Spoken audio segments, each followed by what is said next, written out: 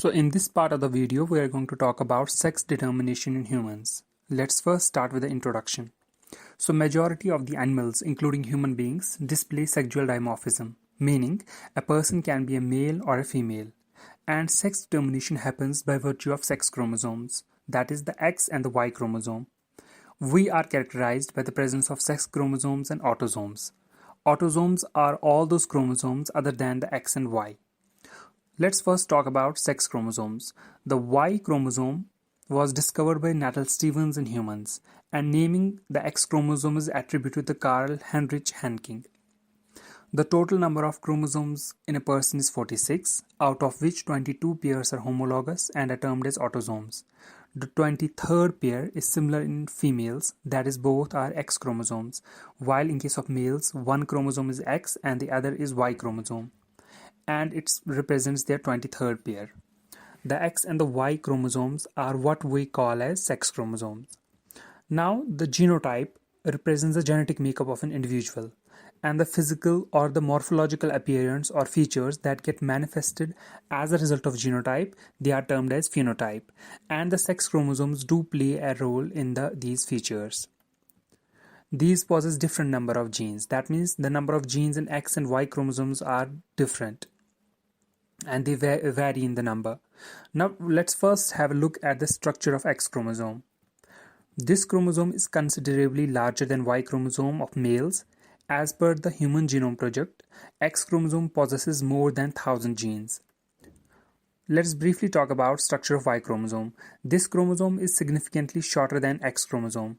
As per the Human Genome Project, Y chromosome has 397 genes, with majority of genes having no function. That means they do not code for any particular protein, or they do not perform a function as such.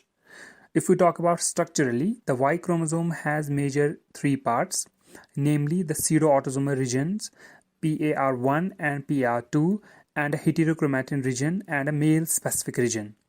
The PARs, or the pseudo-autosomal regions, they are seen in X chromosome as well.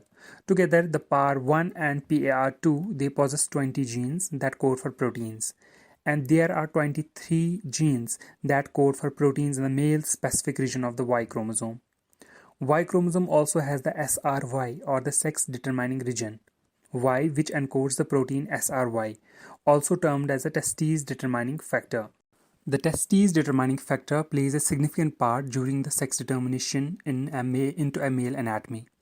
Its absence leads to the development of female anatomy, as is seen in the case of excess condition, where a normal female develops as the Y chromosome is absent.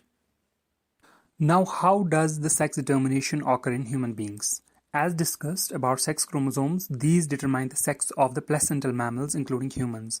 The karyotype XX means that a person is female, and the karyotype XY means that the person is a male normally. All the somatic cells of a male individual will have the XY chromosomes in them, and all the female individuals will have XX chromosomes in them. Primarily, the sex is determined by the presence or absence of Y chromosome, because the individuals without a Y chromosome will develop into a female, and those individuals that possess Y chromosome will have a male anatomy. The primary sex determination is indicated by the presence of male and female gonads.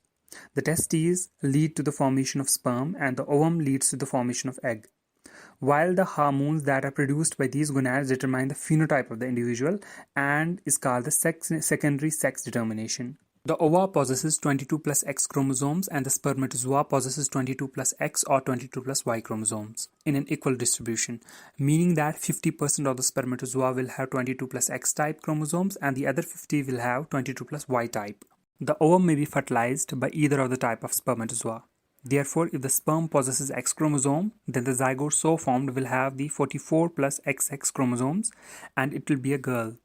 On the other hand, if a sperm with Y chromosome fertilizes the ovum, the resulting zygote will have 44 plus XY chromosomes, and a boy will be developed. Thus, it's clear that sex is determined at the time of fertilization.